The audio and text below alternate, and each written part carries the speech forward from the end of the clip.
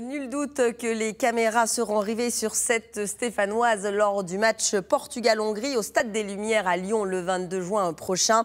Céline Fischer devrait occuper la même place donc à l'entrée des joueurs sur la pelouse. Et donc je vous le disais, l'équipe de France décroche son ticket pour les huitièmes de finale. Notre équipe de journalistes était dans un bar stéphanois pour vivre ce match. Voyez ce reportage.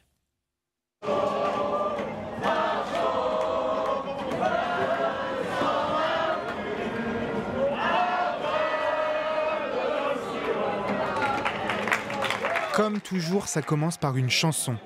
Gare ensuite au manque de rythme, un ciel menaçant, des Albanais résistants et voilà une première mi-temps au pas lent.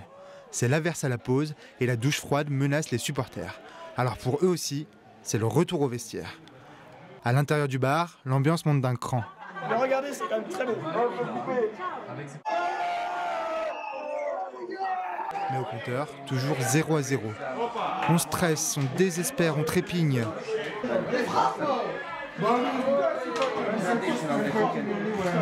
Quant à la 90e minute, enfin, la libération.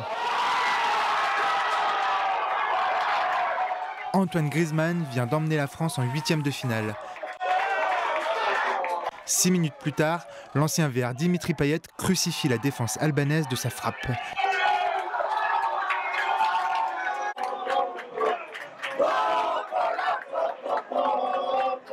La fête est là, et seul le résultat compte.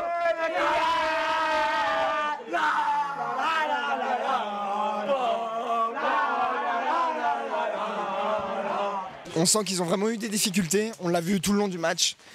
L'attaque n'était pas superbe, mais bon, à la fin ils arrivent quand même à planter 2 buts et ça fait plaisir. Il n'y avait pas que des Stéphanois dans les bars, on a croisé ce Croate dans les starting blocks avant le match de demain face aux Tchèques. Ou encore cet Islandais qui ne se remet toujours pas du match de la veille.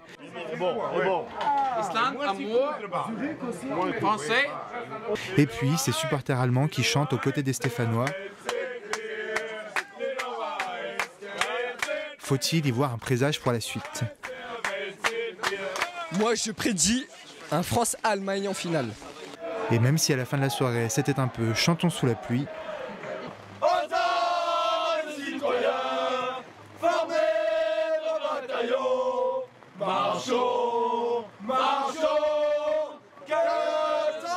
la Marseillaise était là pour chasser les nuages.